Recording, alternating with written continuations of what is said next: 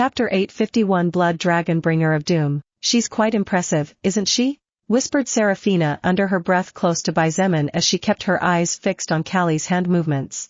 Xietain subconsciously nodded as he watched the girl's movements from no more than 2.5 meters away. He did not dare to make a single sound or move as if he feared to bring Callie out of the state of concentration she seemed to be in. He had seen Meng-Chi working on encrypting runes for later binding and creation of magic circles, but seeing Callie was completely different even though the two were doing the same task. Xietain knew that comparing Meng-Chi to Callie was not smart at all. After all, Meng-Chi had just started studying magic runes, so it was already a miracle that she could draw considerably powerful runes even though she had not been learning for more than 2 months. However, Callie was 2 years younger than Meng-Chi, suffered a severe amnesia, and to top it off was unable to open her eyes.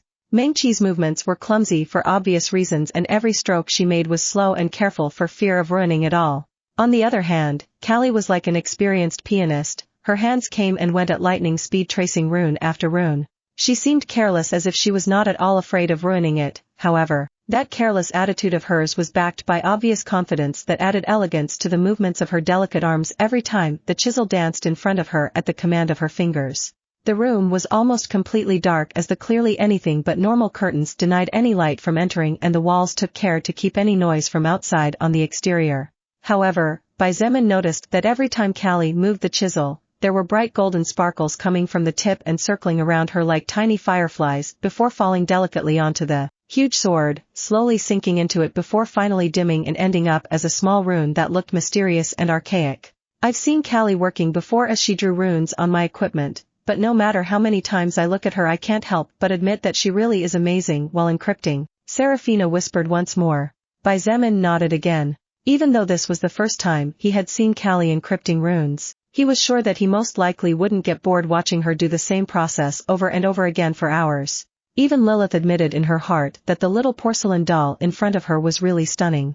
However, something that puzzled her a lot was the fact that to her surprise, Callie's movements were even more fluid and free of awkwardness than the best encryptor of the demonic army. While this was not to say that Callie was capable of encrypting better runes than the demonic army's top encryptor, her talent was definitely being proven by those movements. Neither Seraphina nor Xietain realized how long they had been standing, however, the two of them had been in awe for over a full hour. Done. Callie's voice was no more than a delicate whisper that contained a certain pride in its usually monotone and emotionless tone. At the same time as the red-colored soul stone glowed faintly, a flash of deep blood-red lightning shot out and began to crackle noisily around the blade. It was at that moment that Callie received the message she had been waiting for. Blood Dragon Bringer of Doom had been completed. Her pale, slightly dry lips curved slightly and she nodded to herself as if satisfied with the name of her creation. When she turned to look at the two not-so-newcomers, her expression had returned to normal. "Bullet, Seraphina, you two are here," she said as if she didn't know when they had arrived and as if she couldn't see the soul of another invisible person next to the two. Seraphina nodded, still stunned by the wonderful play she had just seen. As for Xietain, his eyes were fixed on the huge sword on the work table and he couldn't move them away from it. "You can have it, it's done," Callie said at the same time as she pressed a small button on the armrest of her wheelchair with her right hand, causing it to move backward. Xietan's legs seemed enchanted by something as they moved on their own. He stopped in front of the work table and looked carefully at his now upgraded most loyal battle partner. To say that except for the shape and size his entire greatsword had undergone transcendental changes that had turned it into something completely different was not an exaggeration at all. Xietain did not know that a rune encryptor could do such a thing. The greatsword was about 2 meters long and the width of the blade was more than 40 centimeters at least. The normal metallic color had been replaced by a strange dark red color that Xietain did not know where it had come from, while the hilt was jet black with dark gold engravings extending from the tip of the hilt to the tip of the blade at the opposite end. Even without touching it, Xietain could feel a terrifying amount of power coming from the weapon in front of him. His Crimson Thunder Dragon's last words was undoubtedly powerful, but its upgraded version was definitely way more terrifying. When Xietain touched the hilt and the records flashed in his pupils, the first thing that caught his attention was naturally the name. If the name was already this ominous. Seeing Xietain gasp, both Lilith and Seraphina became curious, so the two of them reached over and touched the weapon, one of them unaware of the other's existence. "Ah!" Seraphina cried out in fright and quickly removed her hand while backing away as if she was moving away from the devil itself. That. She looked at the greatsword before looking at Callie with wide eyes. "Callie, you." Callie didn't pay much attention to Serafina's angry shout but looked at Xietain, who seemed to be in a daze with his new weapon. Your fighting style is destructive and domineering. Based on what you told me 2 days ago, I assumed that your goal is to finish all fights in the shortest time possible. Am I correct? She said in an emotionless voice. Xietain snapped out of his daze and looked at her, subconsciously nodding at her question. Why yeah. Callie's expression didn't change, nor did the tone of her voice as she said in a clear voice, then that sword should be the perfect weapon for you. Lilith looked at Callie with a weird expression on her face, silently pulling her hand back as she didn't want to touch the weapon for too long either. She said in a serious voice, this little girl. Despite looking like a little angel, she can actually be quite cruel. Callie held her face high in Xietan's direction, her voice sounded inside the room along with the blood-colored lightning. With that blood dragon bringer of doom, there are only 2 choices for you, either defeat your enemy quickly, or you die. Chapter 852 Failure Birth of a New Treasure. The runes Callie had encrypted on his weapon were a mystery to Xietain. However, when he saw the options on his weapon now renamed to Blood Dragon Bringer of Doom after its upgrade, all Xietain felt was chills. If his Thunder Crimson Dragon Last's words was a great sword worthy of its name, since most enemies were always killed when it was unsheathed, then the new Blood Dragon Bringer of Doom was a great sword worthy of its name. Xietain simply could not think of how anyone could stop that metal monster. However, as Callie had just said, it wasn't all shiny and colorful. Blood Dragon Bringer of Doom was a weapon that not only meant doom for the enemy but also for the wielder. Even then, Xietain did not flinch when he heard the words of the little porcelain doll in front of him. He took a deep breath and nodded deeply. Indeed, you are right, Callie. You just created the perfect weapon for my fighting style. To Xietain and Serafina's surprise, Callie smiled slightly. She didn't try to hide her smile this time and nodded in satisfaction. I know. It took me 24 hours to plan the combination of runes I would use on your weapon, and it was after very careful planning through analyzing all the information you gave me about you that I started working on this Blood Dragon Bringer of Doom. Callie's words took Xietain by surprise. He subconsciously looked back at his weapon still on the work table and saw that practically the entire body of the greatsword was covered with runes. You only used 1 day to draw all these runes? He asked in surprise. Although Xietan's knowledge of runes was almost nil, what was clear to him was that even the simplest rune of all had at least several hundreds of records composing it. As for the high-quality runes, those runes probably had tens of thousands of records. I changed the core of the greatsword's magic power within that time as well. Callie pointed out as if to remind him that she had done more than draw magic circles. Xietain sighed for the second time in less than a minute. He looked at the girl in front of him with an extremely complicated expression on his face. Callie had only requested him to take her along with him during his travels in exchange for him not feeling indebted for the information and analysis she had shared with him regarding her study of souls. However, Callie's request was like nothing in Xietan's eyes. In fact, she was doing him a favor by asking him to keep her by his side. Now, Callie had not only helped him obtain the skill soul manipulation but had also practically tripled the total power of his main weapon. Xietain owed her too much. The two had only met twice, but she had already helped him tremendously each time. After hesitating for a moment, Xietain turned his right hand and soon a small crystal bottle appeared. Inside the small glass bottle were only 2 drops of bright golden liquid. What is that? Asked Serafina, curious, as Xietain was holding that bottle as if it was a great treasure even though it was practically empty. This is a rank 3 magic potion, not created by humans or any other race, but it comes from the soul record.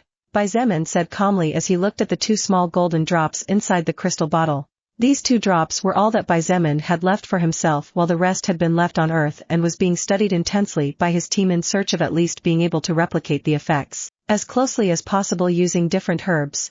Xietain had kept these 2 drops and planned to use them only in times of extreme crisis as they were too valuable to him.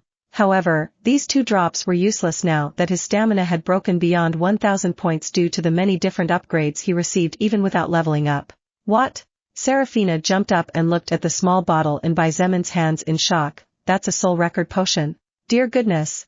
Potions created by humans and potions that came directly from the soul record were completely different. For example, humans could create potions that helped recover from physical wounds or that increased natural regeneration by a certain percentage. However, soul record potions were like magic because they had an immediate effect. The 2 drops of instant recovery potion inside the small glass bottle in Xietan's hands were very precious. Suddenly, and as if realizing something, Serafina looked at Callie with sparkling eyes. Don't tell me that potion might be able to help Callie with her condition? Xietain looked at Callie, but she had no visible reaction whatsoever to Serafina's words and only kept her face fixed in his direction as if patiently waiting for his words. He explained, "These are 2 drops of an instant regeneration potion.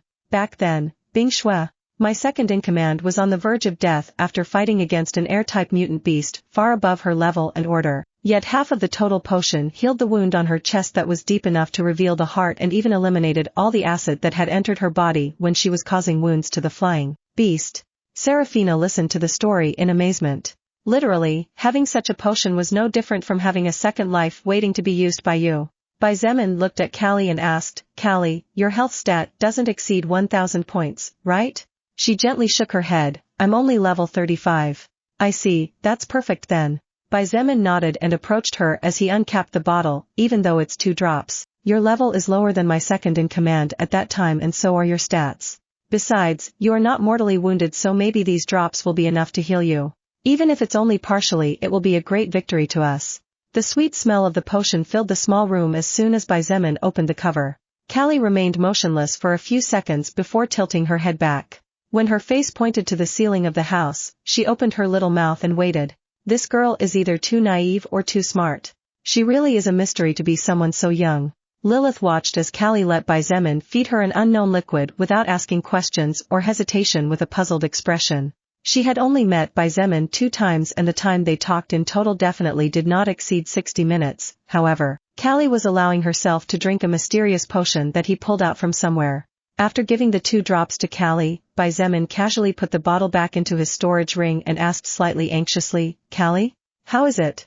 She opened and closed her mouth repeatedly as if to make sure she swallowed all the liquid properly without leaving a trace. After a few seconds, she said in a careless voice, "I felt a warm current nourishing my whole body, but other than me feeling my legs for less than a flicker of time there is nothing different."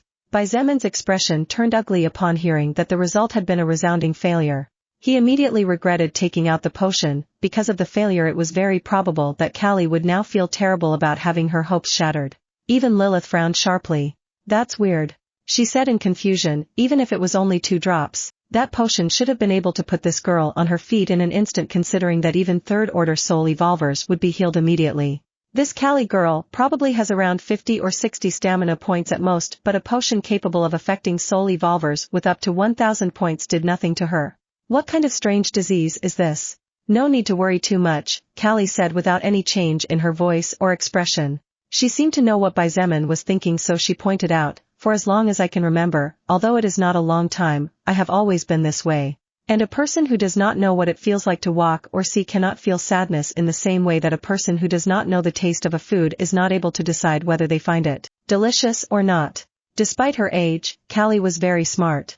She knew what to say and what examples to give so that her words would have the effect she wanted them to have. "Besides, didn't you say that soon our names would be known far and wide across the universe?" Callie pointed out. "Why yeah, less than 10 years, absolutely." Xietain nodded slowly and looked at her in confusion. "In that case, less to worry about," she said.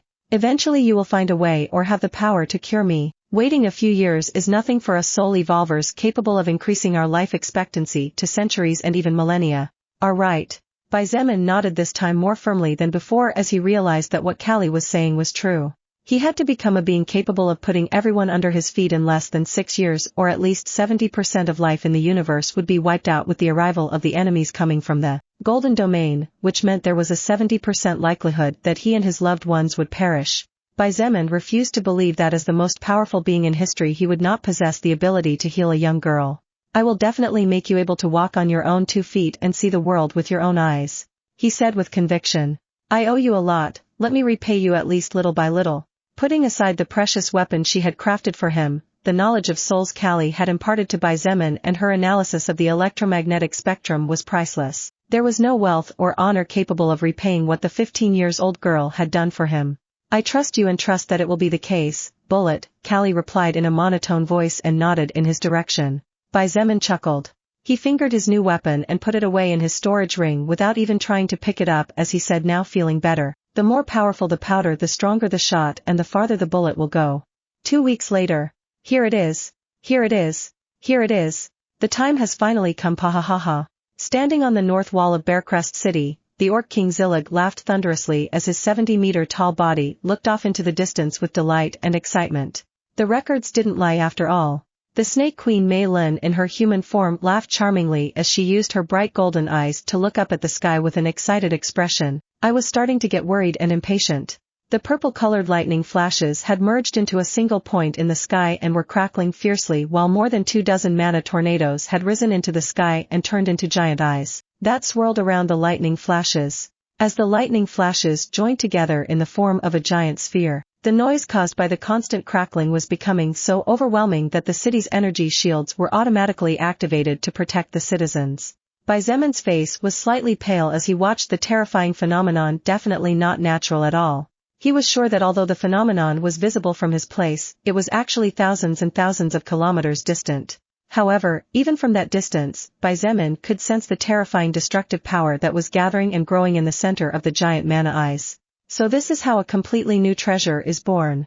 Lilith murmured in amazement as she looked up at the sky with surprise in her pretty ruby eyes. This was the first time she had witnessed something like that. After all, she was less than 1 century old and her time as a higher existence barely touched the decade, so there were many things she had yet to experience, see, or know. Natural treasure. Even if it's just a small possibility that it's a legend-grade treasure, I can't miss it. Zemon whispered in a voice that only he could hear as he clenched his fists tightly and looked into the distance resolutely. The endless blue lotus flame that had formed a soul contract with Zemon was a natural treasure that over the years had become a god-grade treasure after absorbing countless records and soul power.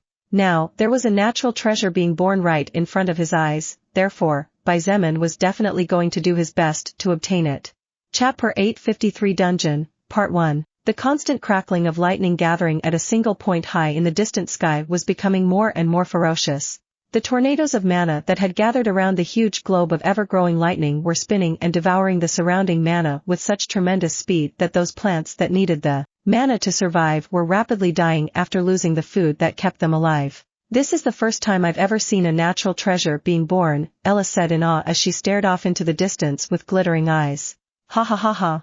Zillig burst out laughing after hearing Ella's words. Child, you are just a baby in the eyes of old men like your father and me, but even centuries-old people like us have never seen a natural treasure being born. There is nothing to be surprised about. The last time a natural treasure was born was when our world broke from the first evolutionary stage to the second stage, at least that's what is said and what the books record. Added King Philip in a serious voice. That also means that none of us know what will happen from this point on. We are all in the same boat from now on regardless of age. As the power of the lightning became more and more powerful and the mana focused together with the records in a single point, everyone's expression began to change slightly as the minutes went by. After about 40 minutes, Lilith touched Zemon's shoulder gently and without taking her eyes off the distant unnatural phenomenon said in a perplexed voice, Say, Zemon. That thing isn't going to explode, right? Or is it? Explode? Zemon was surprised and his eyes widened in shock as he looked up at the sky with a hint of fear. If all that energy was released all at once, then the shockwave would probably shake the entire world. Everyone, raise the strongest barrier you have and hold it steady. Zemon shouted as he pulled his hands forward, Blood Wall. Rumble. Under the confused and shocked eyes of everyone present, the earth split as a huge crimson-colored wall with golden tints broke from the deep ground and rose in a matter of seconds over 400 meters, high only 200 meters distant from the city wall. Zemon? Orc? Zemon? Boy? Everyone turned to look at Zemon, who had suddenly made such a strange move, but seeing how serious his face was, no one dared to underestimate his motives. Especially for those who had seen or tasted Zemon's power firsthand. To get even a soul evolver like him to become this serious, then the matter at hand was definitely no joke. Indeed, even before Zemon had a chance to explain what was going on, the sky began to rumble and the huge globe of purple lightning began to shrink rapidly after swallowing up all the lightning streaking through the now non-existent mana clouds. Raise barriers, hurry! He shouted urgently. If that thing explodes, then the citizens behind us will die. The expressions on everyone's faces changed, but the ones whose faces changed the most drastically were naturally people like King Philip, Seraphina, Ellis, Liam, Anna, and all the soul evolvers who were fighting and watching over the safety of the Gale's kingdom. King Philip looked at the people standing on the wall and anxiously shouted, all those with magical skills capable of reinforcing a barrier or raising one, activate your strongest skills. Bright light barrier, earthly protection, unbreakable defense dome, long-lasting stiffener. Although the soul evolvers were forced to spend much more mana as it was harder for them to control the mana now many times purer than before, but at the same time wilder, Dozens of magical skills intended for protection or reinforcement of a firm structure were activated practically at the same time. The blood wall that Xietain had erected was over 400 meters high and stretched over 40 kilometers. Since he only erected a wall and did not need to control anything, performing such a feat was no longer something difficult for him, and thanks to the fact that his blood manipulation skill did not consume mana to control the movement of the blood, Xietain only had to spend mana to harden the already existing blood. His reserve was still large. In addition to Xietan's blood wall, other large-sized skills were displayed as large earthen walls, thick light barriers, glowing golden-colored energy shields, etc. appeared. Mei Lin and Zillig exchanged glances before shrugging their shoulders and moving. Zillig moved forward and stomped the ground in front of him with his right foot. Jade land. Swoosh, swoosh, swoosh, swoosh, swoosh. Under the astonished eyes of everyone, the ground before their eyes suddenly changed in color, and in a matter of seconds the entire ground more than 10 kilometers in front of Zillig had turned into pure, bright jade. Ha! Zillig roared as he kicked ferociously forward without holding back at all. Boom! Bang! Bang! Bang! Bang! Bang! Bang! Bang! Bang! Bang! Bang! Bang! Bang! Bang! Bang! Bang! Bang! The Jade Land was not completely destroyed by Zillig's kick and stomp, but soared skyward like a great sea tsunami, soon turning into a large and sturdy-looking shield. At the same time, Mei Lin's body glowed, and in less than 5 seconds her seductive silhouette from before was replaced by a giant snake that was about 800 meters long and as thick as a building. Her snake head looked to the north and her golden eyes glowed brightly. She opened her mouth and her melodious voice spread far and wide, along with the ever-stronger mist escaping from inside it. Frost blast. Swoosh! A huge beam of light shot out from Mei Lin's giant mouth and in an instant struck the blood shield that Xietain had erected, as well as the huge jade wall erected by Zillig. Mei Lin moved her head from the left to the right slowly, and the beam of bright light followed that movement. The frost energy escaping from her body was so great that all the surroundings froze, and even the city wall gained an extra layer of frost. In less than 20 seconds, both the giant blood wall and the huge, sturdy jade wall had been covered by a heavy layer of ice. Xietain watched in amazement as slowly the beam of bright light that turned out to be a frost beam slowly became thinner until it finally disappeared. Seeing Mei Lin's giant body cast a bright beam was not something that could be seen every day. It had been no different from seeing a legendary dragon cast its mighty breath. Really, this kind of thing is too draining. Zillig shook his head and groaned.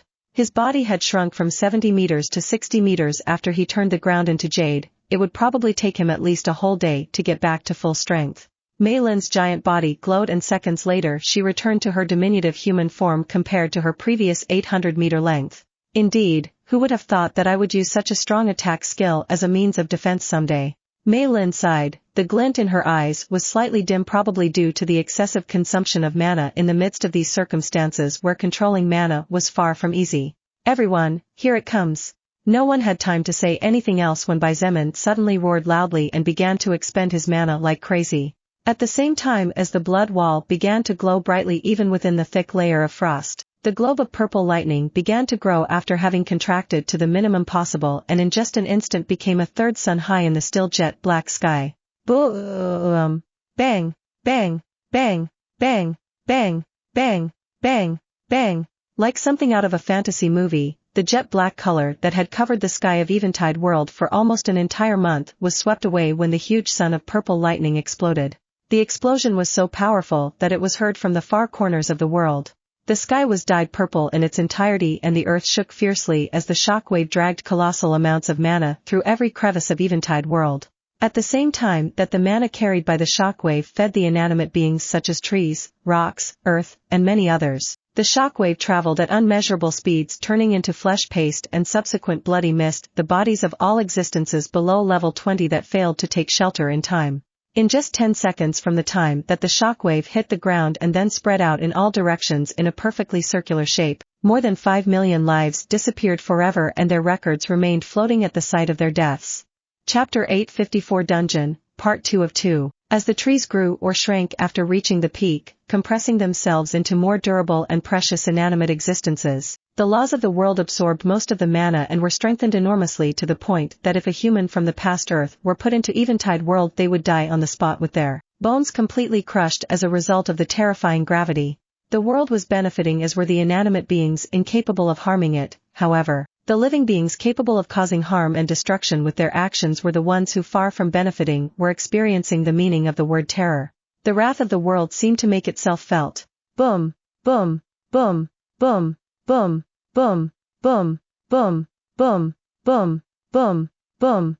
No matter if it was a large main city or a small town, no matter if it was a human kingdom or if it was in the territory of demons, no matter if it was an intelligent plant or orcs living in society, all the structures shook fiercely as the massive walls received the vicious blow of the unstoppable shockwave head-on. Regardless of race, no one knew how much destruction the shockwave had caused. However, no one had time to worry about the damage caused by the resulting explosion in the sky, as every living thing with sufficient capacity in the world was doing its best to do its little bit in a desperate attempt to survive and not become part of that damage. Bang, bang, bang, bang, bang, bang, bang, bang, bang. Barrier after barrier was shattered and the soul evolvers standing on the wall of Bearcrest City were slightly pushed back as their skills were destroyed by the shockwave. In less than 1 minute, there were only a handful of defenses struggling to contain the persistent shockwave. The face of Seraphina was pale as she pointed her magic staff forward.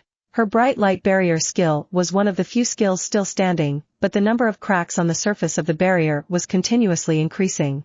Finally, Seraphina could resist no longer, and at the same time as the barrier in which she had invested 80% of her mana was shattered, she was forced to retreat several steps with a pained expression on her pretty face. Ugh! Ellis grunted under her breath and her feet were pushed back. She held her shield in front of her body and a bright golden light covered the surface of her precious defender. Right in front of the great blood wall, a large projection of her shield struggled to contain the shockwave, but 1 minute later, that magical projection was destroyed and Ella's stance was broken. A flash of shock shone in her eyes as she stepped back. This was the first time her defense had been destroyed, and with such ease. Boom, boom, boom, boom, boom, boom. Xietain gritted his teeth and expended huge amounts of mana per second when the shockwave finally reached the blood wall. Even when the shockwave had not yet hit the wall, the mana he was using to strengthen the blood of the wall was being swallowed up as if there was a black hole in the aftershock. Mei Lin's thick frost shield lasted only 30 seconds before it was completely shattered, which was understandable considering that she herself had said that her frost blast skill was a skill meant for attack and not defense.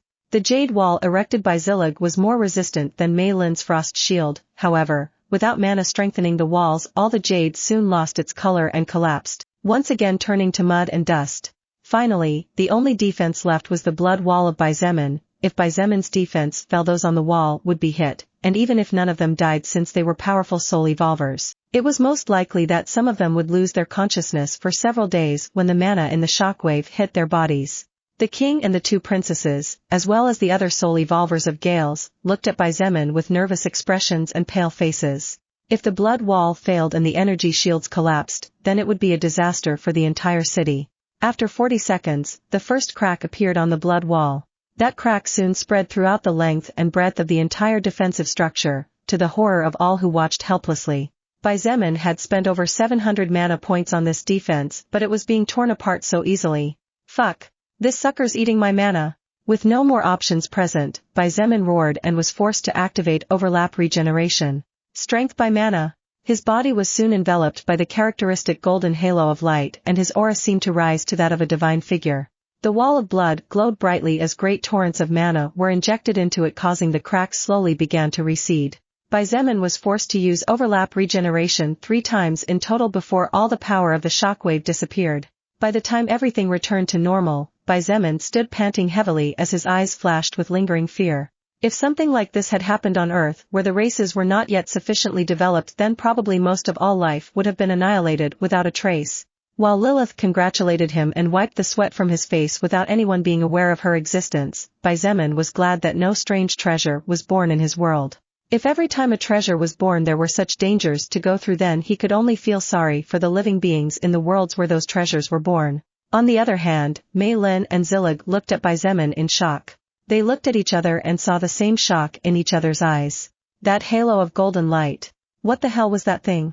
They both felt their hearts beating faster and a tinge of fear grew in them as they realized that the young human not only possessed terrifying physical strength but also seemed to be hiding a lot more. He alone had withstood for almost 5 minutes the shockwave that had shattered so many defenses in a matter of moments. On the other hand, Seraphina and King Philip sighed in relief. As for Ellis, she looked up by Zemon's back with flashing eyes as if she was impressed by his defense being even higher than hers. "Hey, what's that?" The frightened cry of Anna attracted the attention of everyone, and when they turned to look at her, they saw her looking with eyes filled with fear and astonishment to the north direction. When King Philip and the others followed her stare, the first thing they saw was Zemon standing there looking into the distance with disbelief, but when they looked past him they all understood the reason why even he was experiencing the same emotions that Anna was. What is that? Seraphina subconsciously took a step back. In the distance, so far away that it was impossible to measure the distance but whose size was large enough to be seen from all corners of Eventide World, a huge jet-black spiral spun gently joining the sky and the earth. The aura coming out of that huge black spiral was ancient but at the same time modern, soft and delicate but at the same time powerful and dangerous. It was as if several auras were coming together at the same time. "Dungeon?" Lilith said in wide-eyed amazement. Zemon turned his head towards her abruptly upon hearing her words before realizing that his movement might have attracted attention. However, he soon found that everyone was frozen staring at the large jet-colored spiral with white tints around the edges. "Dungeon?" he whispered in a voice only she could hear. "What's the matter with those dungeons?" Zemon was no stranger to the word dungeon, it was a well-known term in video games after all. However, it was the first time he had ever seen or heard of a dungeon occurring in the apocalypse. Lilith's ruby-colored eyes sparkled as she looked at Zemon. "Little brother Zemon, dungeons are only born when large, really large amounts of mana and records are gathered in a single point. Furthermore, from the books in the library of Lucifer's castle, I read that dungeons only usually appear when a treasure of at least legend grade is born." Legend grade treasure. Zemon's eyes flashed, and when he turned to look at the black spiral now it was as if he was looking at the treasure itself. It might even be a higher grade treasure. Although the chances were not very high since Eventide World was a world in its third stage and not fourth, could it be that a demigod grade treasure had been born? That shockwave had been truly terrifying, just like the explosion after all. Even the color of the sky had been dyed purple. "You'd better be careful though, Zemon," Lilith said as she saw his excited face. "Dungeons are really dangerous places, anything can happen, and even the strongest soul evolvers of a world can die inside a dungeon. The monsters born inside there can get very powerful and dangerous." Chapter 855 Lilith's Concerns, Toward the Dungeon. The next day, at the back of the castle of the royal family of the Gales Kingdom, a small number of people had gathered at the back of the mountain, their numbers barely exceeding 10. Apart from the people, the same number of air-type mutant beasts were waiting in a corner obediently with leather saddles for comfortable riding and reins. They resembled horses. "All right, is everyone ready?" King Philip looked at the group of people in front of him and asked. His expression was serious as he said in a clear voice, "We don't know what will happen inside that portal, nor do we know what we will run into as well, so anyone who wants to back out now is not a bad time." After the evolution of Eventide World to its third stage was completed yesterday afternoon and after the appearance of the huge black-colored vortex, King Philip and some of the most important figures of the kingdom gathered in emergency in the throne room together with Zillig and Mei Lin, who were a crucial part of the alliance whose meaning of existing was to obtain the born treasure. After several hours of back and forth, it all came down to the fact that the Gales Kingdom would be participating in this battle for the treasure that had just been spawned.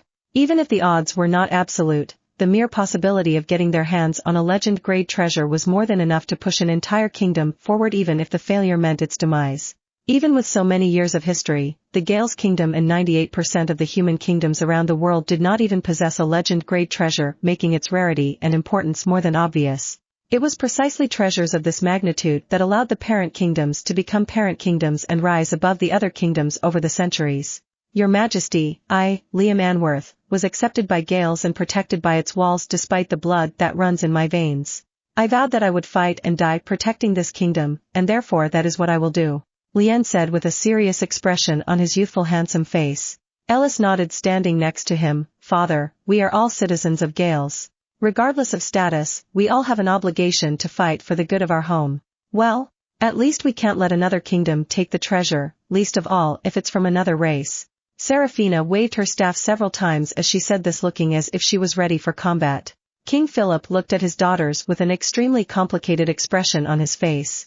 His mouth opened and closed repeatedly as if he wanted to say something, but those words were difficult to pronounce. As a father, Philip de Gales hoped that his two daughters could stay in the castle where they were safe instead of going to an unknown place that no one knew how it worked or what they would be greeted with.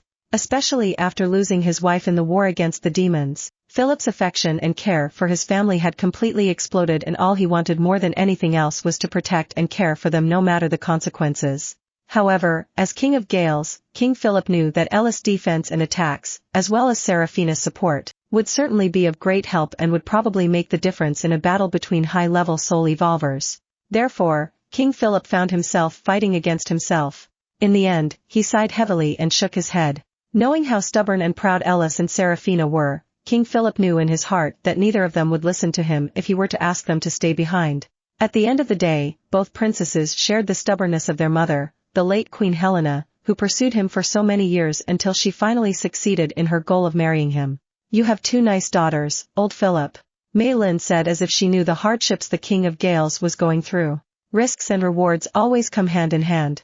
The stronger your girls become, the greater their chances of survival will be. However, the only way to become stronger is through risking our lives." King Philip smiled ironically at the Snake Queen's words, but eventually he nodded. "Really? Ironies of life." 2 hours later, 11 flying beasts shot into the sky and powerfully flapped their great wings in a northerly direction. Xietain tightened his grip on the reins of the black bat he was riding and lowered his body posture a bit in fright. This was the first time he had ridden a flying creature after all. However, he quickly calmed down as he remembered that he was no longer that weak human who would die if he fell from this height. The current Xietain had many ways to avoid turning into flesh pulp before he hit the ground if the diurnal bat he was riding on suddenly went berserk. Behind him, Lilith sat on the giant bat's back with her legs dangling sideways. The wind blew her long jet black hair, and although there was a nice smile on her face, the slight frown that highlighted her brows revealed that there was a lot of things going in her mind. A few minutes after the flight, Xietain looked back over his shoulder and noticed the expression on Lilith's face, which made him frown slightly. He moved the reins slightly to the left and the giant bat immediately obeyed his command, moving slightly away from the other 10 bats. Although the others looked at him slightly confused, no one said anything about his appearingly sudden movement. They were all mentally preparing themselves for what they would face in a few hours after all. After making sure that the distance was safe and that the winds would carry his voice away so that no one would hear him, Xietain kept his eyes straight ahead and asked in a calm manner, "Lilith, is something wrong? You've been too very quiet since yesterday." Lilith didn't respond right away. She continued to stare into the distance for almost 2 whole minutes before opening her mouth gently. "Say, Xietain. I know what I'll say next is silly, I also know what your answer will be. But even knowing all that, I can't help but want to say it." The frown on the face of Xietain grew. This was the first time he had heard Lilith so hesitant and above all so careful with her words. He looked over his shoulder at her and said in a serious voice, "Is something wrong? If there's something bothering you, then don't keep it to yourself, talk to me please." Lilith sighed and finally turned her face to look at him. "Can you not go to the dungeon?" "What?" Xietan's eyes widened and for an instant he doubted what he had just heard.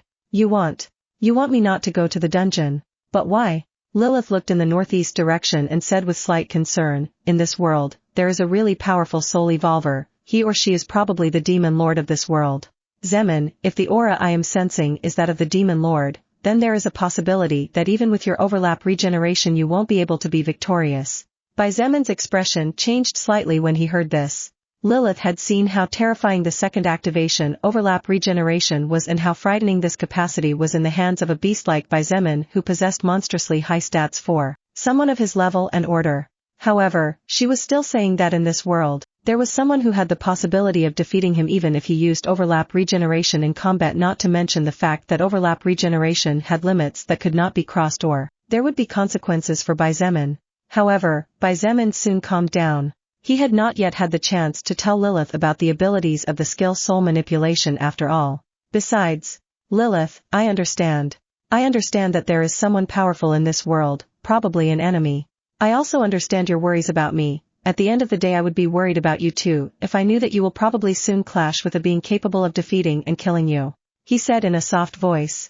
After a slight pause, his voice became serious and he said firmly, "However, there is no such thing as free bread in this world. If a fisherman wants fish, then they have to jump into the sea, there are no shortcuts. We are soul evolvers, we fight against fate itself to become strong enough to control our own destiny. Nothing is certain, even on Earth I'm sure there are unknown enemies capable of giving me headaches. A single nuclear bomb could easily take me out of the game, and that's not a reason for me to back down, is it?" Lilith's expression was extremely complicated. At times like this, she wished she could go back to being the old Lilith who was like an emotionless machine, because making decisions was much easier at such times. It was completely different seeing a stranger fighting to the death than seeing the person you loved fighting to the death, and Lilith was more than clear that this would be an extremely terrifying battle within the rank of lower existences. If you and this soul evolver meet, then you will have to end the battle quickly. He or she is still a third-order existence, but the distance to the fourth order is not particularly big, Lilith said after a minute of silence. Her beloved was right, turning around and retreating had never been a possibility. Turning back once for fear of dying would mean that it would surely happen again in the future, and the true soul evolvers were formed not only by bathing in the blood of their enemies but also in their own blood. Don't worry, Xietain said in a firm voice. He narrowed his eyes and a cold glint flashed in his pupils. If the other party is not an enemy then that would be better, however, if he or she is my enemy then I will make sure it never stands up again. Nothing has really changed, I just have to keep doing what I have been doing so far and continue defeating. Xietan's goals were so great that even Lilith no longer knew them in their entirety. In addition to surpassing the most powerful beings in the history of the universe, Xietain was even aiming to become a being powerful enough that the enemies of the Golden Domain would never dare to return again. If he turned around and backed down for a minor demon lord of Evendite world then Xietain might as well aim to become the most powerful on Earth and never leave his world. The group continued to fly in a straight line directly towards the portal for a total of 40 hours, almost 2 days, before the energy coming from deep inside enveloped them. We are close, be ready for all kinds of situations. Chapter 856 Wyvern of Purple Flames Demon Lord. Remember that in this kind of situation we can trust no one, not even the other humans we will run into. The King of Gales reminded in a deep voice as he looked out over the distant horizon. From the north, from the east, from the west, from the northeast, from the northwest, southeast, southwest. No matter which way the group of 11 looked, as the diurnal bats were minutes away from reaching the center of Eventide world after more than 40 hours of continuous flight, several small silhouettes began to appear in the distance and with each passing second they grew larger as the distance was being rapidly closed. Father, do you think the other kings of kingdom will become our enemies? Ellis asked in a serious voice. Her gold-colored hair was loose behind her back and in her left hand was her trademark shield. Her magic sword was sheathed to the left of her slender waist and her lovely body was protected by deep violet armor just matching her eyes. Ellis was not only a great beauty but also a powerful warrior at heart, something that showed in her every action and expression. King Philip hesitated at his first daughter's question. Hard to say. In the last 2 weeks that passed we were generous enough to release all the princes and princesses except for the 3 confirmed traitors who allied with the demons, Edmund, Emerald, and Maximus. Seraphina pointed out with a frown. She snorted and said in a clear voice, besides, considering that Xietain sent letters of invitation to have a chat about the future of the world I don't think the other kingdoms will cause trouble after seeing what our Gales is capable of. I'm afraid it's not that easy. Xietain interjected. He narrowed his eyes and looked down at the ground, quickly noticing that there were many approaching the center of the world by land. A high-grade treasure might be inside that dark vortex, anyone who obtains it will become much more powerful instantly not to mention a king of kingdom. Xietain said in a serious voice. Greed is capable of blinding anyone, so it is best if we only rely on ourselves. Our allies are those who stand beside us, but most of all ourselves. The other 10 members of the group said nothing after hearing Xietan's reasoning and instead focused on looking at their skills to check if there was anything that would be good to improve at the last minute. Not long after, the diurnal bats began to slowly descend 500 meters from the black vortex.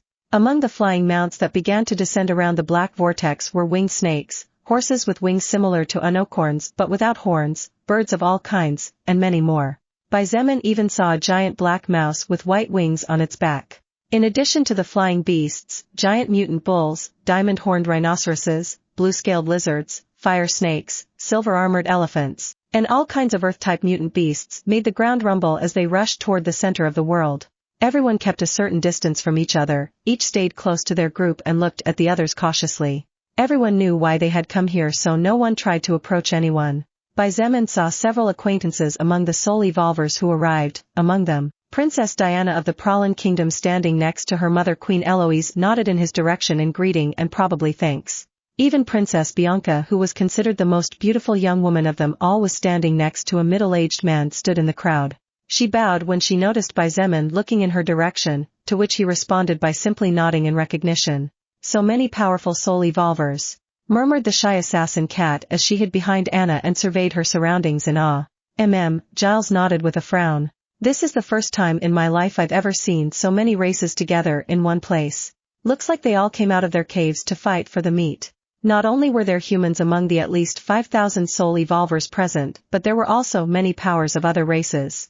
Orcs, different types of mutant beasts that belonged to different groups or families, large-sized mutant trees, golems, sea creatures capable of moving on land, and there was even a group of no more than 20 small fairies that were about 20 centimeters tall with small wings on their backs. Ellis seemed to notice how curious Xietain was about the little fairies, therefore, she approached him and quietly explained, "Those are pixies." Pixies? Xietain looked at her in amazement. Were they similar to those little magical creatures in cartoons that granted wishes to a little kid with big teeth? Xietain could remember that there was a little green-haired male fairy and a pink-haired female fairy, later they had a chubby little baby. Having no idea of Xietan's peculiar thoughts, Ellis said in a serious voice, "Pixies have a low reproduction rate so they are few comparatively speaking. However, you should not underestimate them just because of their small size. Generally, pixies are not physically strong, but at birth they are all born having a skill called mana affinity, so they are truly terrifying mages. Many prefer to feud with orcs or giant golems rather than feud with pixies." Seraphina walked over noticing the two were chatting and after listening to the topic of conversation decided to join in. "Pixies are a generally gentle race but in reality they can be very vengeful," she said. "If you mess with one of them then your front door will probably get kicked down during the night and a bunch of them will come in to kill you in your sleep. Well, they are few in number so naturally they have to watch out for each other." Ellis nodded. Xietain looked at the 20 small flying creatures. He was really curious about this race as it was the first time he saw such a small but at the same time powerful and respected one. Pixies were not at all different from humans when it came to physical characteristics or skin colorado, therefore, except for the small wings on their backs and their diminutive size, there was nothing unusual about them. Suddenly, one of the little pixies turned and her sky-blue eyes met Xietan's black eyes, crossing distance and piercing crowds.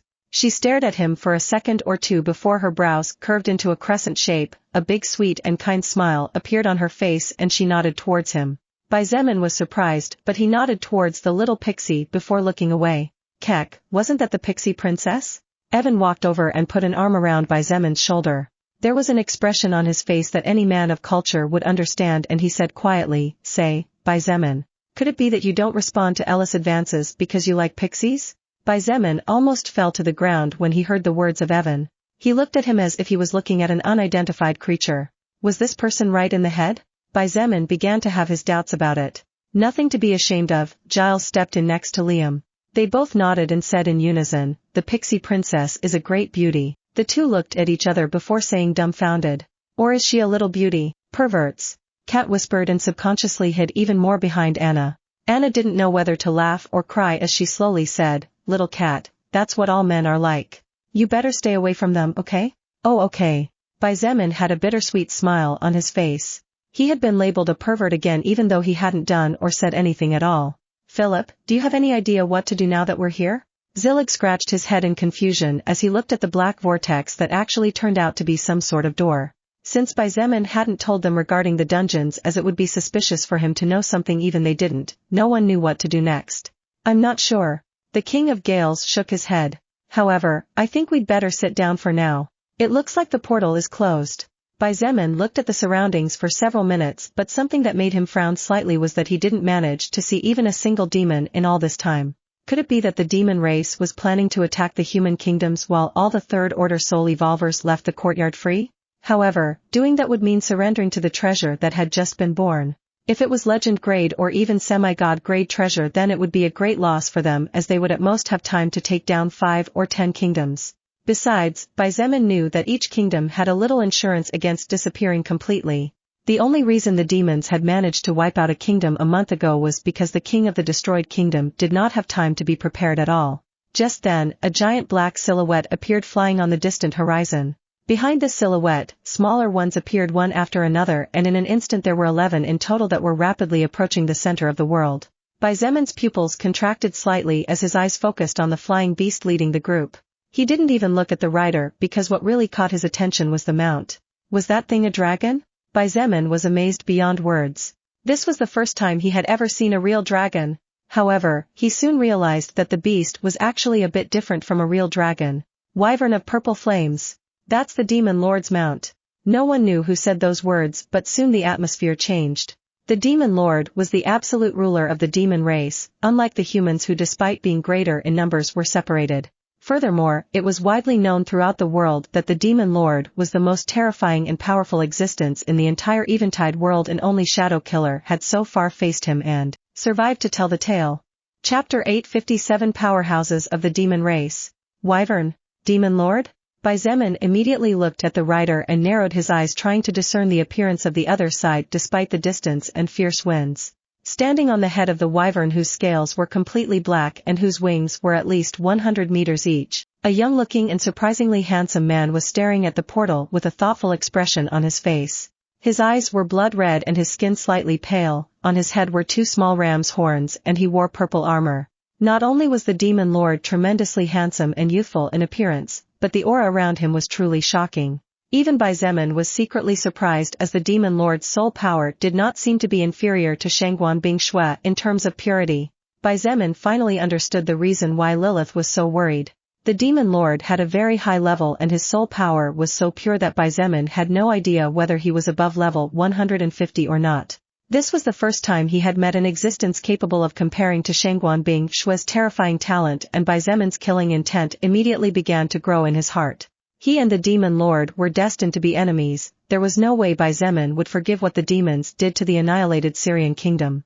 Since the two were destined to be enemies no matter what, Xietain was determined to end the life of this terrifying soul evolver who might become a big headache in the future. The demon lord seemed to sense a strange aura in the crowd, so he took his eyes off the portal and scanned the surroundings for a few seconds before shaking his head.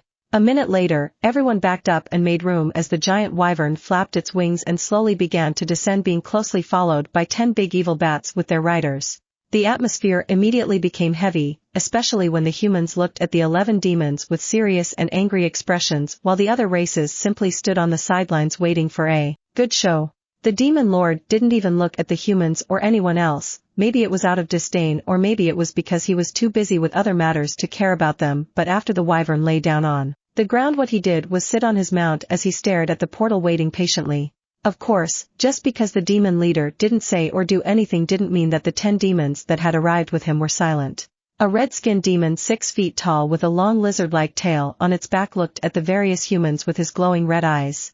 A strange light shone in his gaze as he said in a hoarse voice, "So many humans. Even though they are disgusting, they really smell good. So many beauties. I've had fun with some human women, but I've never in my life touched a princess." Another demon whose skin was deep blue licked his lips as he fiddled with his magic staff and looked at the human females with desire. Kikiki. A goat-headed demon with a large humpback chuckled chillingly as his yellow eyes glowed brightly. "You can play with the little girls, Desgul, but leave the older females to me." Kiakiki. "Igmaran, you really are a perverted old man, aren't you?" Kakaka. A stout, bull-headed demon chuckled good-naturedly before looking at Bianca. He pointed at her and said in a hoarse voice, "That female is mine, no one can touch her." "Who's calling who a pervert, Kigdrag?" Kiakiki. The goat-headed demon, Igmaran, laughed as he looked at the princess of the Lidora kingdom with pity. "That ravishing little body will probably be split in two." "Oh well." The demons laughed as they continued chatting and joking with each other. Princess Bianca's face was as white as a sheet and her eyes flashed with fear as she felt the bull-headed demon's eyes. She had heard that Kigdrag was a terrifying beast that raped women, then killed them and continued raping them. Worst of all, none of the females he targeted managed to slip through his hands. Even though the humans were furious, especially the king of the Lidora kingdom, no one stepped forward to say anything. Unlike the demon race, which was led by a single existence, humans had more powers overall, but they were divided into different kingdoms. If a human attacked a demon now, then all the demons present would attack that human immediately. But if a demon attacked a human, then most likely the only ones who would step forward to help the targeted human would be their allies with whom they had come all this way. Furthermore, something that caught everyone's attention and frightened everyone was the fact that apart from the demon lord there were 10 third-order demons whose strength was comparable to that of kings of kingdom. 9 of the 10 third-order demons were well known to everyone. They were the terrifying demon generals under the command of the demon lord, the sharpest weapon and shield of the demon race. However, the 10th demon who had joined the ranks after the death of one of the demon generals in the war against the Gales kingdom was completely unknown to all. The unknown demon was the only one who was silently looking at the surroundings while standing next to his evil bat, occasionally feeding it with meat that he took out of his leather bag. His appearance was similar to that of a human from the top up, but from the bottom down his body was like that of a goat, tail and all. Seeing that no human said anything, the demons began to behave more and more wildly with each passing minute. Some were pointing at women and blatantly saying what they would do to them after killing the males, while others were mocking the fallen Syrian kingdom. The women trembled with shame and fear at the words of the demons, while the men were ashamed that they were not powerful enough to defend and make their partners be respected. You demons think you can come and go or say whatever you please? Do you really think you are unstoppable under the heavens? All I've seen so far has been dogs barking, but apparently you're all too much of a pussy to even try to take the first bite. Who said that? Come out. The demons immediately became enraged and began to look everywhere in search of the source of the sound. The demons' personalities were mocking and explosive, the blood running through their veins was wild like that of mutant beasts, so they could go from peace and relaxation to war in just a second, depending on the actions or words of others. Xietain had been watching everything from the side with indifference, however. After 5 minutes of constant babbling by the demons and seeing no one stepping forward, he finally couldn't take it anymore. He took a step forward and walked ahead of the large circle that had formed around the portal. It was me who said that, he said in a cold voice. Any problems? If you want to fight, then come all together and don't bark so much, I'll rip your heads off one by one. The generals of the demon race stood dumbfounded looking at the young human who was looking down on them. Even the 10th general, who was apparently replacing the place of Belgos after his death, looked at Xietain with surprise. The only one who showed no apparent reaction was the demon lord that continued to stare at the portal as if he did not care about the world around him. As the whole place fell deathly silent, Zillig and Mei Lin cursed Xietain 7 million times in 1 second. The brat really couldn't stay quiet, could he? Even though Xietain had said that he was not afraid of the demon lord, none of them expected that he would actually dare to say such words in front of the world's most powerful soul evolver. King Philip shook his head and forced a smile as he looked at Xietan's back without knowing whether he should be laughing or crying. However, the fact that several green sparks began to flicker around his spear was more than enough proof of what his posture was as he looked at the demon's general hungrily. He even looked at the demon lord as if he couldn't wait to have his head. That's why orcs are orcs. Seraphina muttered under her breath and pointed her magic staff forward ready to activate multiple buffing skills. As for Alice, she looked at the demon lord with a frown and observed if he pulled any sort of action. Kaka. Really interesting, hey? The bull-headed demon general, Kigdrag, chuckled as he looked at Xietain with wide eyes. A pillar of hot smoke shot out of his nostrils as his 2 large arms reached back and pulled out the large battle axe from his back. First order little guy, you think because you have 3 third-order soul evolvers with you that you're safe? Xietain gave him a sidelong glance and the corner of his mouth curved slightly as he said disdainfully, I didn't know cows could bark. Such seems to be the evolution of the world, brought wonderful things for everyone. Ha ha ha ha ha. Seraphina couldn't help but point at the demon general and laugh heartily when she heard Xietan's words. She didn't care about her image as a princess, nor did she care about the identity of the other party. She was simply laughing because she wanted to laugh. These demons had killed her mother, let them suffer then. Chapter 858 Entering the Dungeon. Seraphina was not the only one who laughed. Although she was the only one who did not try to hold back at all, there were several other young people in the crowd who, after holding back the urge to burst out laughing for the first few seconds, finally broke when the laughter of the second princess of the Gales kingdom shattered the silence. Princess Diana smiled slightly as she watched with interest next to her mother Queen Eloise, and Princess Bianca of the Lidora kingdom barely tried to contain the smile on her face as she watched the demon general, who had targeted her, being humiliated in front of the major powers of the world. There were even 2 or 3 demons who chuckled under their breath while the others gave weird glances at their fellow demon general. Brat, what did you say? Demon General Kigdrag looked at Xietain and asked in a low voice. The muscles in his body swelled and his eyes began to turn red as the veins on his neck and face began to visibly grow. Kigdrag was a demon over 640 years old, his level was 156 and among all the other demon generals he was ranked number 3, which meant that there were only 2 demons more powerful than him in the entire demon race, leaving aside the demon lord. Countless lives and countless mighty warriors had been crushed by his fists, yet a human infant of the first order had just humiliated him before his peers and before his lord. Kigdrag preferred to think he had heard wrong. What I said was that, oh, wait, maybe if I speak in your language you'll understand me better. Xietain cleared his throat and with a serious expression on his face opened his mouth. Woof woof. Woof woof woof. After several barking dog sounds, Xietain asked with disdain, I wonder if it's clearer to you now? Ha ha ha ha ha ha. Seraphina was laughing to tears.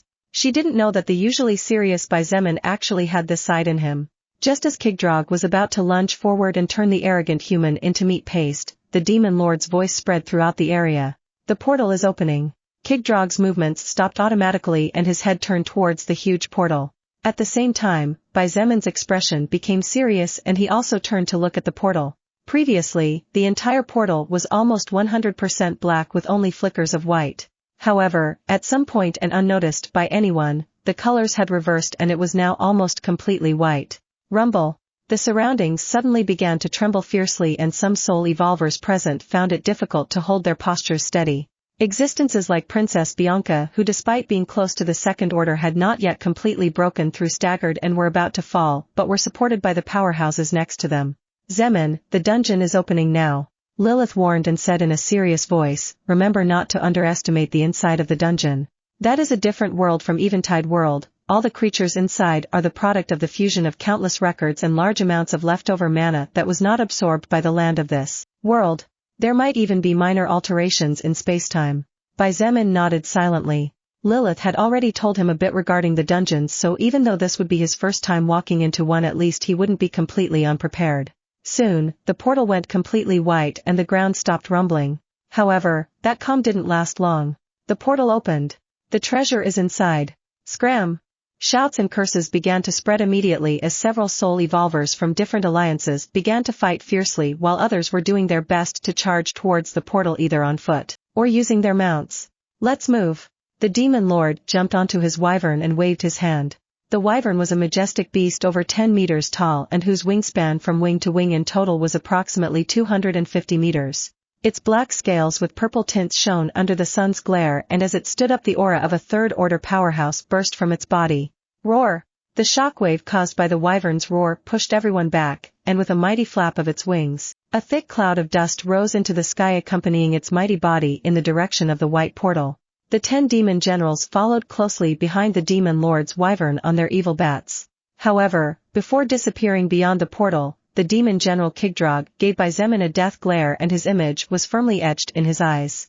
It was obvious that Kigdrag would definitely hunt Xietain inside the dungeon for revenge, and that if it were not for the demon lord's words being absolute he would have attacked him by now. However, what Kigdrag did not know was that even if he did not actively seek him out, Xietain had already sentenced him to death long before. In fact, aside from Xietain and King Philip, who had a blood feud with the demons, Liam had been glaring red-eyed at the demon generals, barely restraining himself from attacking them. Everyone, remember to be careful in the dungeon.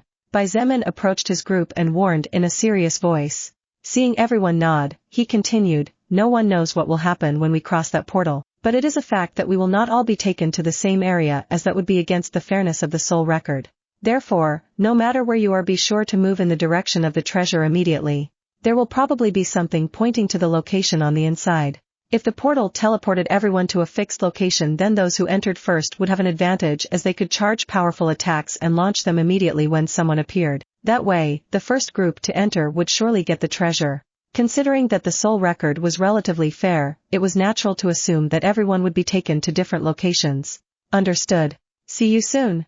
Make sure to stay safe and avoid battles as much as possible. That's right, let's regroup first.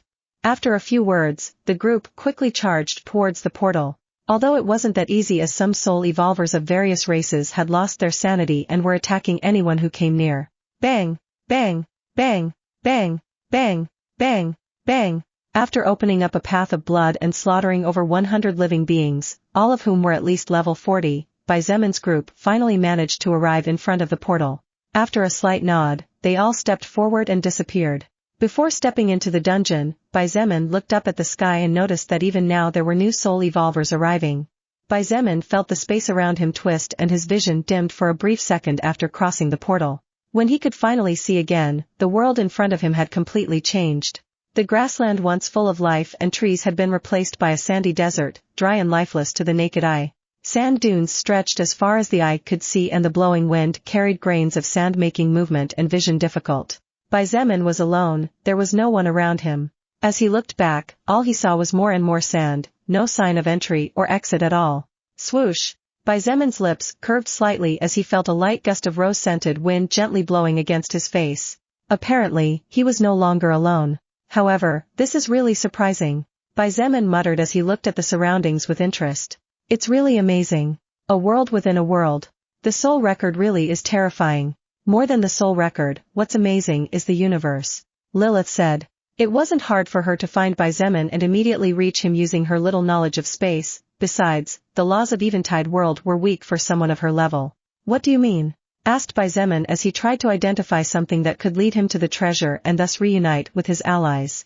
The soul record controls mana and uses it to strengthen our souls, connecting them at the same time so that by killing another living being we can become more powerful through absorbing part of the enemy's soul power. Lilith explained slowly. However, every law of the universe is just of the universe and not of the soul record. The law of space is its own law, the soul record is simply using that law along with the world's mana to create this artificial world temporarily. I see. Zemon nodded. He knew that the soul record was not the one who created this universe. The universe itself already existed with its laws, but there was no life until the shattered lands of the Golden Domain arrived here dragged in by a spatial crack. The soul record was something or someone tremendously powerful that made use of everything it could to prevent the annihilation of all life. As for why the soul record had decided to become the guardian of life, it was a mystery that would probably remain unanswered for a long time. Zemon could soon see a huge silver-colored tower rising into the clouds in a northerly direction from the point to which he had been teleported. Looking around and finding nothing else he could use as a guidepost, he quickly set off without letting his guard down.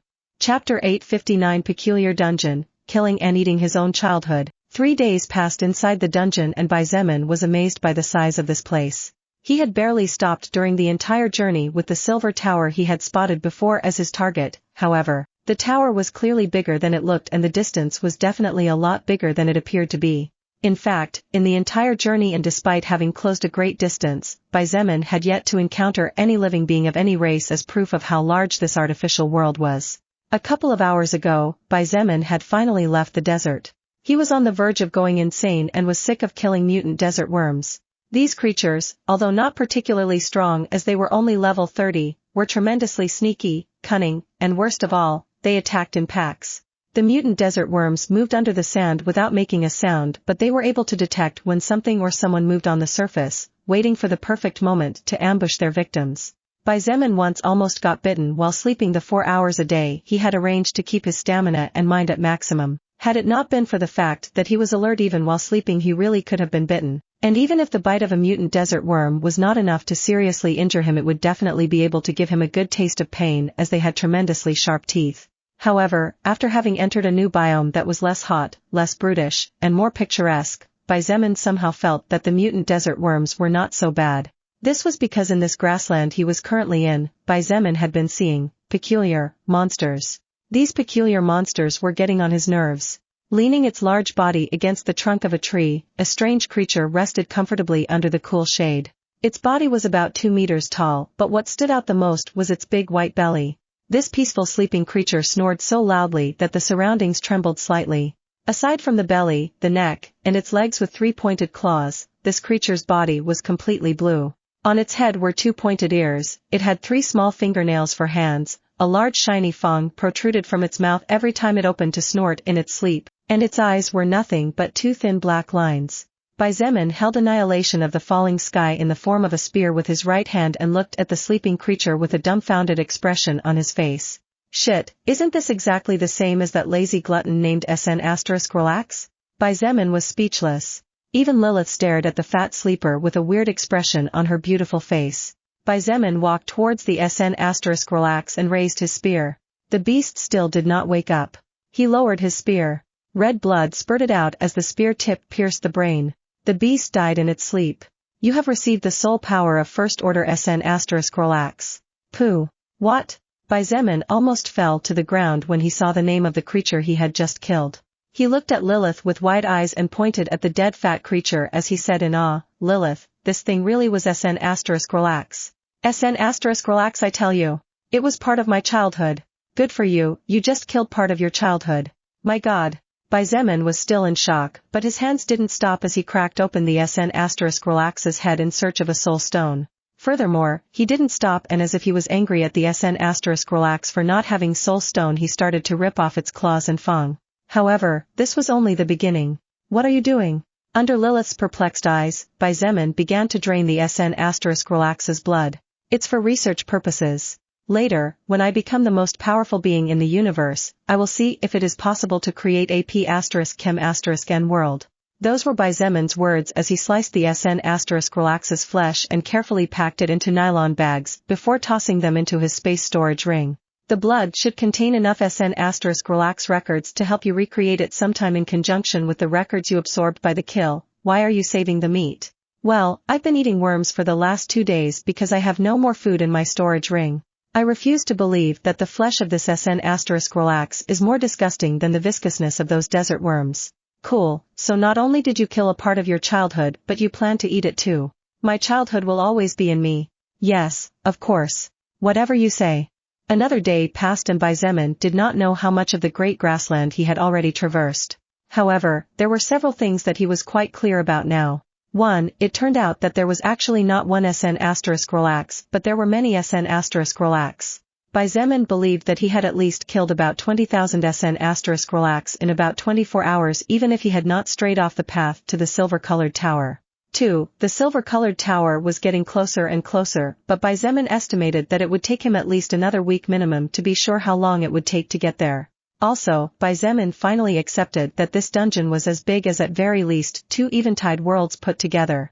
3. The SN**Relax seemed to have awakened from their sluggish state and were currently alert, or something similar to that. Hiding in the bushes and crouching down to avoid being seen even though he was using invisibility, Xietain watched the scene in front of him in awe. About 200 meters ahead, in a clearing surrounded by beautiful fruit trees, a herd of SN**Relax had gathered. They were all identical, exactly the same SN**Relax as the ones in the cartoons Xietain had seen when he was younger. Holy! Don't tell me that smaller fat guy in the middle is the evolution of SN**Relax, Munchel**X? Xietain whispered under his breath as he stared in amazement at the P**Chem**N gathering of a single type. The SN**Relax seemed to be talking about something even though Xietain had no idea what they were saying, as only grunts and strange snores came out of their stubby mouths. However, they were scared of something and looked around cautiously as they listened to who seemed to be the second stage of them all. Could it be that these SN**Relax are on alert because I've killed so many of their kind? Whispered Xietain in a low voice. That could be the case. Dungeon monsters are connected to each other when they are the same type, since they were born from the same records and mana. They are like semi-copies. Lilith pointed while hiding next to Xietain as if she had forgotten that she couldn't be noticed if she didn't want to be noticed. Xietain froze for several seconds as his brain processed the words Lilith had just told him. The SN**Relax had gathered all of their kind nearby and were planning to unite to resist the force that was slowly wiping them out. Thousands of their kin had died in the last few hours. Under the leadership of Munchel**X, who was a second-order existence, the SN**Relax who were first-order existences felt safer and believed that they would now be able to sleep peacefully or eat lazily all day. Just as the gathering was at its key point, with Munchel**X raising its sharp claws skyward and making war sounds like a good leader, a fierce cry came from the bushes. What? The SN**Relax jumped in fright while the smallest of them directly had X marks on their eyes and fell to the ground heavily with an earth-shaking bang. Xietain jumped out of the bushes and clutched his spear tightly as he rushed forward with his eyes blazing with fury and flashing with indignation. You're telling me these are all fakes? Munchel**X motioned for the SN**Relax to back off as it activated his skill last resort. Swoosh! The evolved creature's body glowed and in an instant it soared over 400 meters. Xietain stopped and raised his head in astonishment, just in time to see the Munchel**X's body being engulfed by red flames before plummeting straight towards him. You must be an imposter too, aren't you? Xietain was enraged and without hesitation got into a throwing stance before ferociously throwing his golden spear skyward, not before activating Crimson Flame. Swoosh! 2 flashes of red light shone in the sky for a second before a thunderous explosion shook the clouds. Boom! At the same time as red flames burst out from the center of impact in the sky and flew everywhere, directly hitting some trees or slaughtering the unfortunate SN**Relax. Xietain received his enemy's soul power after shattering its head when he threw his spear and a critical hit was triggered. You have received the soul power of second-order Munchel**X. You've got to be kidding me. Zemin looked at the unlucky SN *relax that mistakenly decided to run right towards where he was headed and without hesitation lunged forward after retrieving his spear. I have to catch them all. The poor Snorlax tried to put up some resistance by activating their sonic skills or trying to catch the cruel human that kept killing them even though they just wanted to sleep in peace. Unfortunately, their movements were slow and their giant belly hindered therefore, in less than 5 minutes all the SN *relax running in a northerly direction were hunted down. This little scoundrel. Lilith didn't know whether to laugh or cry at the sight of Zemin acting like a child. Anyone who didn't know Zemin would definitely treat him as a madman or idiot for behaving like this in this kind of situation. However, as his lover and as the person who had been by his side the longest since he had been forced to change due to circumstances, Lilith knew in her heart that Zemin was behaving like this to help her not to worry so much about what would probably be a terrifying battle with his life on the line against the demon lord. Thank you, she whispered softly before following him with eyes brimming with affection. Chapter 860 Yellow Lightning Mouse Lightning Pearl. A day later, Zemin finally emerged from the meadow where the SN *relax lived. There was only one Munchel *X in that territory, at least in a straight line to the silver-colored tower. As to whether there were more second order within that large grassland-like territory or not, Zemin did not know nor did he intend to find out since his focus was still on the silver-colored tower. With one foot in the grassland and the other foot in the new biome that awaited him, Zemin looked back and forth with a strange expression on his face. Somehow this feels like being in between the safe zone of a shooter game but at the same time being chased by the lethal gas. Your comparisons are getting better and better every day. We have novels, cartoons, and now we're adding video games. What's next now? 18-rated videos. Little Lilith, you're getting naughty again. Could it be that seeing my new bed made you see the light? It's really beyond belief that you obtained a bed from a rare grade treasure orb. Zemin shrugged his shoulders as he recalled what happened after collecting the rare grade orb that was formed from the Munchel *X soul power due to his picky soul rejecting a good portion of it if not all of it. Surprisingly, he got a bed to sleep in. However, it wasn't just any bed. It's a mega ultra comfortable super bed. I really want to beat you up right now. Mega ultra comfortable super bed, rare grade treasure. Sleeping is an art that only warriors destined for the battlefield can appreciate for real. Only those who know the suffering of not having a restful night's sleep are aware of how important a good bed is.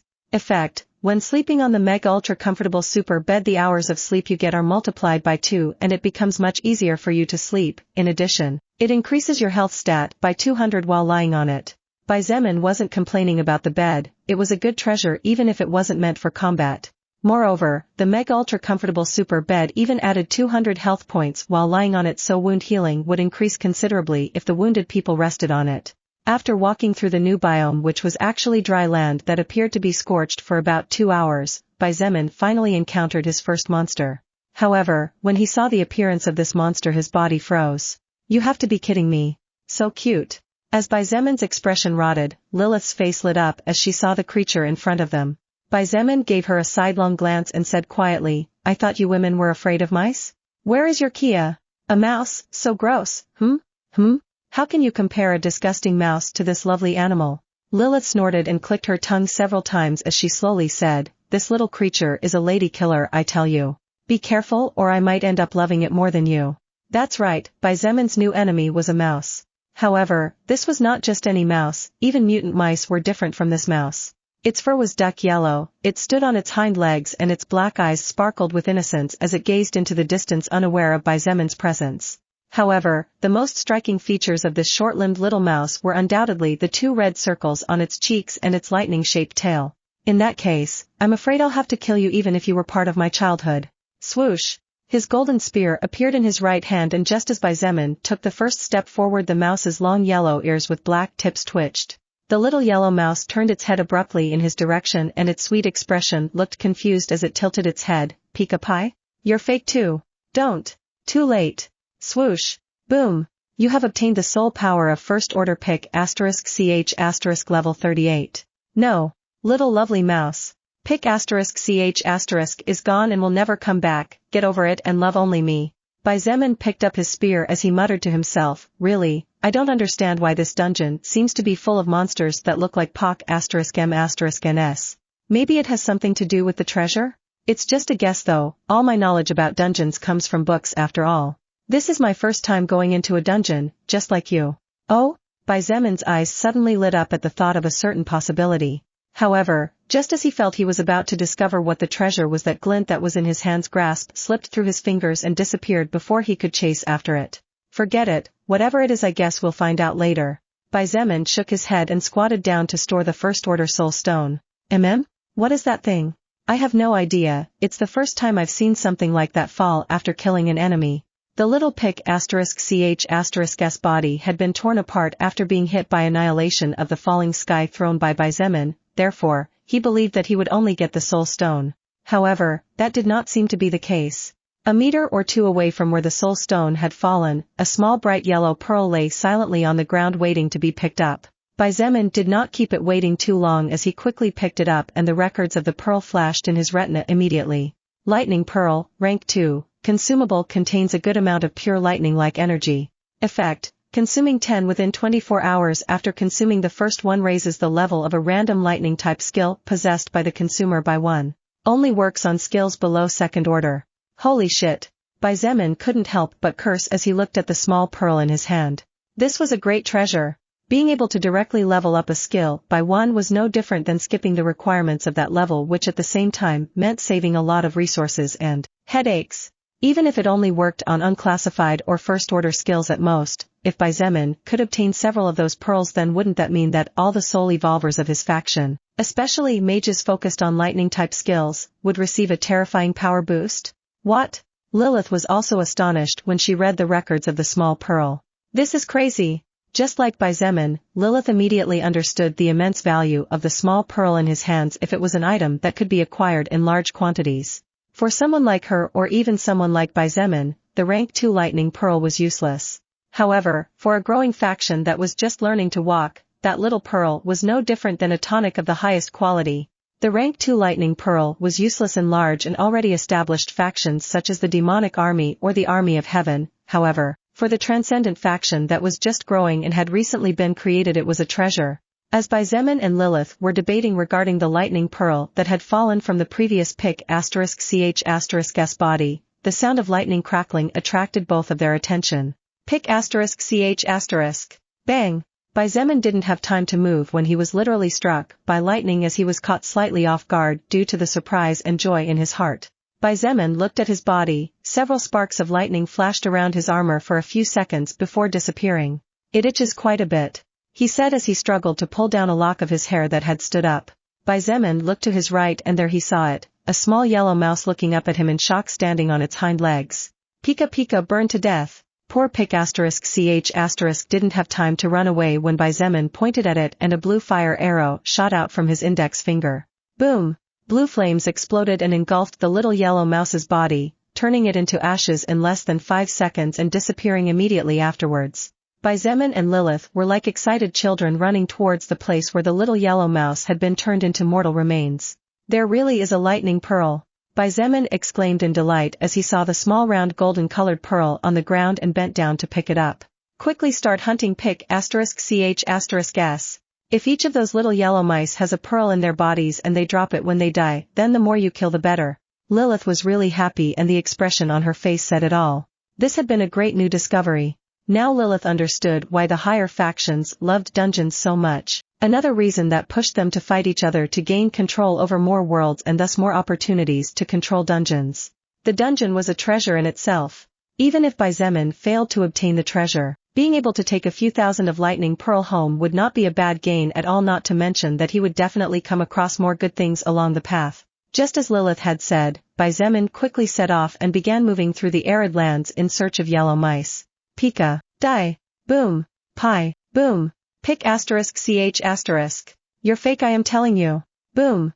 Another 2 days passed, and today was the 6th day since Zemon had entered the dungeon. Although he had been almost a week locked in the dungeon, in reality, Zemon was not even close to halfway to the colossal silver-colored tower that could be seen from probably every corner of the world.